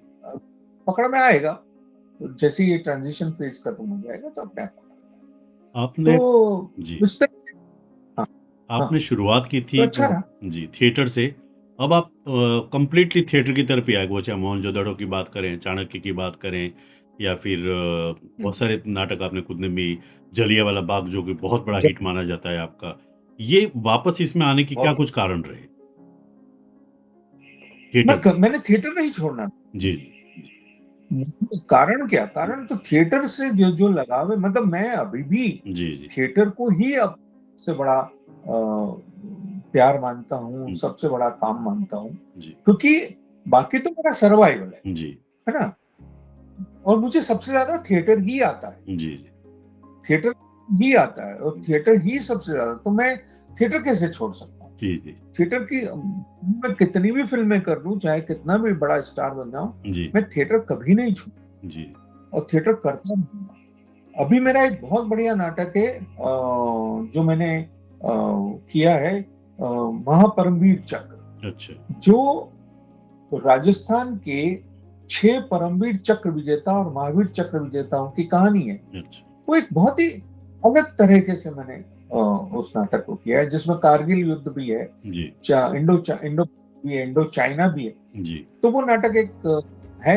मैंने अभी ब्लाइंड बच्चों के साथ जलियांवाला बाग किया है। अच्छा, जयपुर में एक इंस्टीट्यूट है, ब्लाइंड इंस्टीट्यूट, हुँ, उनके बच्चों के साथ मैंने जलियांवाला बाग किया। और वो जो है उनके शो, मेरे ख्याल से हम दृष्टि वाले लोग भी इतने खूबसूरत तरीके से काम नहीं करते जितना वो बच्चे इतना अपना पैशनेटली जी, उस काम में जुड़ जाते हैं। वो शोज बहुत बहुत सक्सेसफुल हैं। जी, उसी के साथ जयपुर में एक इंस्टीट्यूट है, एक कॉलेज है, यूनिवर्सिटी है, जी, JECRC। जी, उन बच्चों के साथ भी मैंने थिएटर किया है।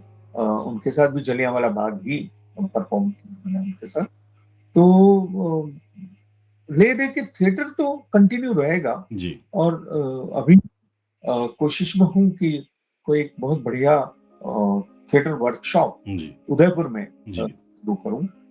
इसके लिए मैं विचार कर रहा हूँ जी। और जल्दी ही मैं शुरू करूँगा। राजस्थानी फ़िल्मों की बात करना चाहूँगा। काफ़ी फ़िल्में राजस्थानी की आपने की हैं, लेकिन वो जो स्तर वहाँ तक जाना चाहिए था राजस्थानी फ़िल्मों का, वो नहीं जा पाए और हमारे यहाँ पे इंडस्ट्री क्योंकि बहुत सारी शूटिंगें होती हो, चाहे उदयपुर हो, जयपुर हो, अजमेर हो, जो भी है। लेकिन इवन देन वो जो राजस्थान डेवलपमेंट होना चाहिए, हाँ, वो हुआ नहीं। उसके बारे में आप क्या कहना चाहेंगे? राजस्थानी फिल्म इंडस्ट्री क्या रहा, जी, बहुत ही शुरू में जी, तो बहुत अच्छा बेस था। जी, और जिस जिस डायरेक्टर ने फिल्म बनाई, राजस्थान के डायरेक्टर्स ने, जी, उन्होंने वो जो कल्चर की पकड़ थी, जी, उसको लेके फिल्में बनाई और जी, वो बहुत अच्छी तरीके से बनाते थे। जी, लेकिन जब ये आपको लगता है कि आप कोई भी काम कर रहे हैं और कुछ वर्ष बीत जाते हैं, तो आप जंप करना चाहते हैं, जी, थोड़ा ऊपर जाना चाहते हैं। और वहां अगर आपने ढंग से उस जंप, उस आपके प्रोसेस को उस जंप के साथ सही ढंग से क्या कहते हैं उसको, जो मिलाया नहीं हो जी, और आपने गैप छोड़ दिया, ये वैसा है जैसा आपने 5 सीढ़ी तो तय कर ली है जी, और आप 8वीं सीढ़ी पे कूद गए। जी, चौथी, पांचवी, छठी, सातवीं जो है, वो सीढ़ी आपने एक्सपीरियंस नहीं की। जी, तो क्या हुआ, आपने इनसिक्योर होके, पूरी इंडस्ट्री की बात कर रहा हूँ, राजस्थानी इंडस्ट्री, तो 4-5 सीढ़ी तो बहुत अच्छी चढ़ते गए आप। जी, बहुत बढ़िया खूबसूरत फिल्में बनती रही, संस्कार की फिल्में बनती रही, संस्कृति की फिल्में बनती रही, राजस्थानी कल्चर की को पकड़ के फिल्में बनती रही, कैरेक्टर्स वहीं के राजस्थान के लगते थे, जी, व्यक्तित्व वहीं का लगता था, बैकग्राउंड राजस्थान का बहुत अच्छा लगता था, म्यूजिक बहुत अच्छा, कॉस्ट्यूम बहुत अच्छी, तो ये सारा राजस्थान, और आपको लगता था कि यार ये फिल्में देखनी चाहिए, जाना चाहिए इन हुँ, फिल्मों को देखने। लेकिन जब, वही मैं कहता हूँ ना, कि आप जब स्टेगनेंसी पे आते हैं और जब आप उस फेज को आगे बढ़ाना चाहते हैं, तो आपके उस ग्राफ को करेक्ट बनाना पड़ेगा आपको। उस ग्राफ में जुड़े नहीं और आपने जंप लगा लिया, और जंप भी कैसा, कि चलो हम तो मुंबई इंडस्ट्री के पास चले जाते हुँ, हैं, और क्योंकि वो कमर्शियल इंडस्ट्री बन जाता है, यहाँ थोड़ा पैसा कमाने का मौका मिलेगा। ओके, तो वो जब आपने अपने कल्चर को छोड़ दिया और आप कंफ्यूज होके किसी और कल्चर में घुस गए, तो वो आपको नुकसान पैदा करता है। और अभी इस समय राजस्थान इंडस्ट्री ना के बराबर है, यहाँ फिल्में बन ही नहीं रही है। जी, हम भी जैसे हैं, हम भी वो फिल्में नहीं करना चाहते जी, उस तरह की, क्योंकि तो राजस्थानी फिल्में है ही नहीं। हुँ, हुँ, वो कॉमर्शियल और बहुत ही खिचड़ी फिल्में हैं। जी, जी, हाँ, वो हिंदी फिल्म का कोई रीमेक है या कोई राजस्थानी कल्चर का है, किसी भी तरह की जिसे कह सकते हो आप, क्या क्या मैं उसको कहूँगा, कि किसी भी तरह का उसका बेस नहीं जी, है ना? तो दर्शक सोचते हैं कि या तो राजस्थानी फिल्म देख रहा हूँ या हिंदी, तो फिर मैं राजस्थानी क्यों देखूं? अगर हिंदी ही फिल्में राजस्थान में लानी है, तो फिर मैं हिंदी क्यों नहीं देखूं? हुँ, है ना? बहुत संभलना पड़ेगा, हमारे कल्चर से दूर नहीं जाना, अभी तक कल्चर को बनाए रखना पड़ेगा। राजस्थानी फिल्म तभी चलेगी क्योंकि पूरा वर्ल्ड आके वहां पे शूट करके चला जाता है, हुँ, और हम ही हैं वहां से अलग हटते जा रहे हैं। हुँ, वो बंबई में आके किसी शूटिंग करके चले जाते हैं। क्यों ऐसा कर रहे हैं? ऐसा नहीं करना चाहिए। और ये भी फिर वही मैं बात कहूंगा कि ट्रांजिशन है, हुँ, हुँ, शायद ये भी बदल जाएगा, जी। ये अच्छा हो जाएगा। अभी जो नया ट्रेंड निकला है क्योंकि आपने जब शुरुआत की थी उस समय लिमिटेड मीडिया था, फ़िल्में थी, कुछ सीरियल्स उस टाइम पे शुरुआत हुई थी। डॉक्यूमेंट्रीज़ हुई, लेकिन अभी तो आप जानते हैं सोशल मीडिया हो, तमाम चीज़ें एक से एक जुड़ती गई। और अभी जो वेब सीरीज़ और ओटीटी और जो तमाम चीज़ें हैं, कितना फ़ायदा हुआ है फ़िल्म इंडस्ट्री को, या लोगों को ज़्यादा रोल्स मिलने लगे हैं या एक्सपोज़ अच्छा मिलने लगा है? अरे कंटेंट कितना चाहिए, आप देखिए ना, जी, 500 चैनल अगर हैं, जी, 24 घंटे में आधे घंटे का एक कंटेंट अगर है, 20-22 मिनट का एक कंटेंट है, और तो आप कैल- अगर अगर इसको कैलकुलेट करेंगे तो आपको कितने हजारों घंटे का कंटेंट चाहिए। जी, तो ये तो बहुत अच्छी बात है, सबके पास काम है, सबको काम मिलता है, सब कंटेंट बनाना चाहते हैं। जी, बस आप जो अच्छा बनेगा, जो अच्छा काम करेगा वो चल जाएगा, जो अच्छा नहीं होगा वो नहीं चलेगा। तो this is a wonderful phase, जी, बहुत ही खूबसूरत फेज समय इंडस्ट्री का, कि आपको बस एक ही बात है, दो तीन बातें, कि हम ऑथेंटिक बने रहे, जी, हम ऑथेंटिक बने रहेंगे तो एक अच्छे काम को आगे अंजाम देंगे। जी, अगर ऑथेंटिसिटी नहीं है और बहुत ही खिचड़ी की तरह काम करते जाएंगे तो नहीं होगा। इसलिए हमें वो समाज के प्रति एक जो हमारी रेस्पॉन्सिबिलिटी है उसको तो पूरा करते रहना। जी, वो रिस्पॉन्सिबिलिटी कंटिन्यू रहेगी समाज के साथ जुड़ के। अब जैसे मैं हमेशा कहता हूं कि जिस तरह से एक इंजीनियर स्टूडेंट, एक विद्यार्थी या बेटा बच्चा इंजीनियर बनने जाता है, डॉक्टर बनने जाता है, तो घर वाले बड़े खुश होके उसको, अगर वो बाहर पढ़ने जाता है तो आरती भी करते हैं उसकी, और दही और गुड़ भी खिलाते हैं, मीठा भी खिलाते हैं, ओके जा बेटा जा, इंजीनियर बन जा, जा डॉक्टर बन जा। मैं वो दिन देखना चाहता हूँ जिस दिन एक विद्यार्थी एक एक्टर बनने जाए और घर वाले परिवार जी। उसकी आरती उतार दीजिए कि जा बेटा एक्टर बन। वैसे तो उस दिन जी, हाँ, एन्जॉय देखा, उस आप एन्जॉय करते रहते हैं हर रोल में एवरीडे, लेकिन कभी ऐसा फ़ेज़ आया आपका कि लगा हो यार, अपसेट तो नहीं कह सकते, लेकिन थोड़ी-सी ना नहीं, ज़िंदगी के प्रति? आज तक नहीं, जी, बिल्कुल। कभी भी। वही मैंने देखा आपके साथ मैंने में कि हर मोमेंट आप एन्जॉय thoroughly, करते हैं। जी, oh yes, yes, yes, yes, yes. Ji, ji, I'm a very satisfied and very happy ji, with the industry. मैं जी, जहाँ काम किया है, जितना काम किया है, मैंने कभी भी अपने आप को डल मोमेंट में नहीं लाया, जी, जी, क्योंकि मैंने अपने आप को सीमित नहीं रखा। जी, मेरे को अगर किसी ने कहा कि यार स्टेज बनाना है, जाके स्टेज पे झाड़ू लगाना है, वो भी कर लिया मैंने। अच्छा। मुझे कोई फर्क नहीं पड़ा, आज भी कर लेता हूँ। जी, जी, मेरे बारे में तो कहा जाता था कि अशोक जी अगर आके और एक कीली ठोक देंगे सेट पे या एक झाड़ू लगा देंगे तो प्ले सक्सेसफुल हो जाएगा। अच्छा। तो मेरे, जी, हाँ, अपने आप को जी, सीमित, मैं आज भी एक्टर मेरा पहले खाएगा बाद में मैं खाता हूँ, जी, तो है।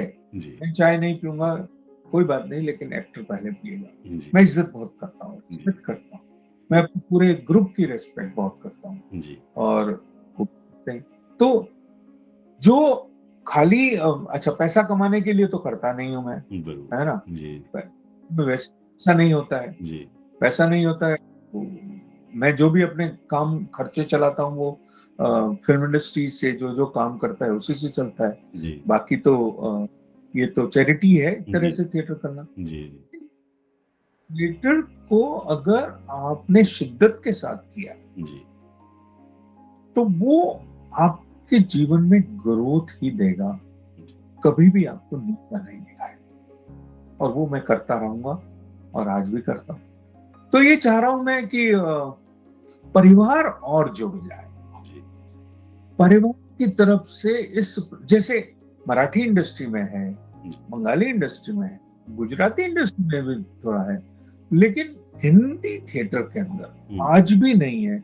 आज भी मैं गिल्ट लेके घूमता हूँ कि यार उस ज़माने में मैंने अपने परिवार को कितना तकलीफ दिया था। हुँ, अगर यार मेरे को उस समय साथ देता तो मैं आज गिल्ट लेके नहीं घूमता। आज भी है मुझे। जी, आज भी अक्सर याद देता हूँ कि यार मैंने, अरे यार कितनी तकलीफ दी होगी उस समय। तो वो गिल्ट आज का स्टूडेंट ना ले। जी, बच्चा अगर एक्टर बनने जा रहा है तो I will be the first person to say या go and become an actor. जी, तो वो उसको भी गिल्ट नहीं रहेगा जीवन में। वो फेल्योर है या सक्सेसफुल है वो बात अलग है। जी।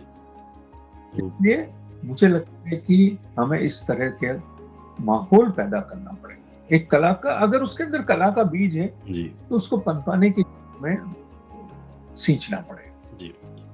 अशोक जी, हम तो और काफ़ी बातें आपके साथ करना चाहते थे, लेकिन चूँकि समय को देखते हुए और आप हमारे साथ जुड़े, उसके लिए बहुत-बहुत धन्यवाद पूरी एफ़एम टीम की ओर से, मेरी ओर से, हिमांशु की ओर से, हमारे जो इसके डायरेक्टर हैं प्रशांत चौबीसा जी, पूरी टीम की ओर से। लेकिन अ, अंत में कुछ संदेश देना चाहेंगे युवाओं के लिए जो कि फ़िल्म इंडस्ट्री में आना चाहते हैं, मतलब नॉट एज़ ए एक्टर, किसी भी फ़ील्ड में? जी, हरीश भानावत जी की एक कविता से मैं जी, अंत करना चाहूंगा। जी, मैंने नहीं, कल ने बुलाया है। जी, ने नहीं, जी, कल ने बुलाया है। खामोशियों की छतें, आबनूसी किवाड़े घरों पर, आदमी अजनबी आदमी के लिए तुम्हें मन खोल कर मिलने बुलाया है।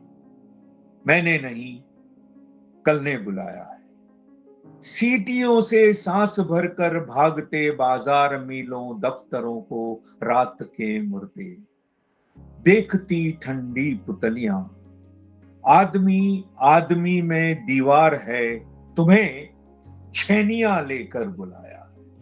मैंने नहीं, कल ने बुलाया है। बल्ब की रोशनी शेड में बंद है, सिर्फ परछाई उतरती है बड़े फुटपाथ पर। जिंदगी की जिल्द के ऐसे सफेदों पढ़ लिए पन्ने, जिंदगी की जिल्द के ऐसे सफेदों पढ़ लिए, तुम्हें अगला सफा पढ़ने बुलाया है। तुम्हें अगला पन्ना पढ़ने बुलाया है। जी, मैंने नहीं, मैं कल ने सबसे बोला है। बुलाया है। बहुत-बहुत धन्यवाद आपका और एक बार फिर से मेरी ओर से और मेरे थैंक यू। एडिटर हिमांशु की ओर से बहुत-बहुत प्रणाम। Thank you very much for the joining. Thank you sir. Bye bye. Take care.